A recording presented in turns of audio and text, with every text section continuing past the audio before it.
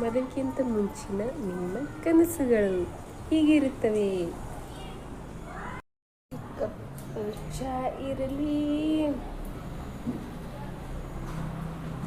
ಅದನ್ನು ಕುಡಿಸೋನು ಇರಲಿ, ಬೆಳಗಿರಲಿ ಯಾಕರಿಗಿರಲಿ, ನನ್ನ ಮನಸ್ಸಾಗಿಟ್ಟುಕೊಂಡಿರಲಿ,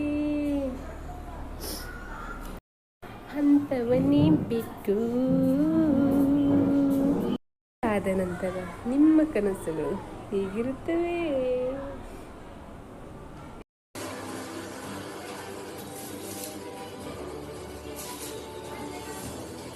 ರಾಜಾಧಿರಾಜ ರಾಜಮಾರ್ತಾಂಡನ ಪುತ್ರಿಯಾದ್ರ ಯಶೋಧ ಬಂದಿದ್ದಾಳೆ ಕಸವನ್ನು ಗುಡಿಸ್ಲಿಕ್ಕೆ.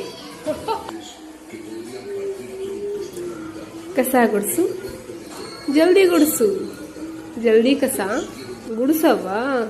ಪಾತ್ರೆ ತಿಕ್ಕು, ಜಲ್ದಿ ಪಾತ್ರೆ ತಿಕ್ಕು, ತಿಕ್ಕು ತಿಕ್ಕು ತಿಕ್ಕು ಪಾತ್ರೆಯನ್ನು ತಿಕ್ಕು, ತಿಕ್ಕುದಮ್ಲೆ ತೊಳಿ, ಚೆನ್ನಾಗ ತೊಳಿ. ಅದ್ರ ಮ್ಯಾಗ ಸಾಮಾನು ಇರಬಾರ್ದು. ಎದಕ್ಕೈತಿ ಸಾಮಾನು, ಇದ್ಯಾಕೈತಿ ಅದ್ಯಾಕೈತಿ, ಹೆಂಗೆ ತೊಳ್ದಿ ಸಾಮಾನು? ಹಿಂಗೆ ಮನೆಯೊಳಗೆ ಕಳ್ಸಿಲ್ಲ ನಿಮ್ದು ಅತ್ತಿ, ನಿಮ್ಮ ಮಮ್ಮಿ ಪಪ್ಪ ಏನು ಕಳ್ಸಿಲ್ಲ ನೀನು ಕೆಲಸ ಮಾಡೋದು? ಏನು ಕಲ್ಕೊಂಬಂದಿನಿ ತವರೂರಿಂದ? ಹೋಗಿ ಮತ್ತೆ ಕಲ್ಕೊಂಬ ಹೋಗು. ಅದು ಸುಡುಗಾಡೋ ಎಲ್ಲ ಕೇಳೋದು, ಅಡುಗೆ ಮಾಡಕ್ಕೆ ಬರೋಂಗಿಲ್ಲ. ಆ ಥರ ಅಡುಗೆ ಮಾಡ್ತಾಳೆ, ಈ ಥರ ಅಡುಗೆ ಮಾಡ್ತಾಳೆ, ಒಂದು ಸ್ವಲ್ಪ ರುಚಿ ಇರೋಂಗಿಲ್ಲ ಅಡುಗೆ. ಏನು ಮಾಡೋದಪ್ಪ? ರೊಟ್ಟಿ ಮಾಡೋಕೆ ಯಾವಾಗ ಮಾಡ್ತೀವಿ? ಹೊಟ್ಟಿ ಒಳಗೆ ಇಲಿ ಆಡಾಡಕ್ತಾವು. ನೀವು ಯಾವಾಗ ಮಾಡ್ತೀವಿ ರೊಟ್ಟಿ ಯಾಕೆ ಹಚ್ಚಿದಪ್ಪ ಆಗ್ಯಾವ? ಪಲ್ಯ ಯಾಕೆ ರುಚಿ ಆಗಿಲ್ಲ?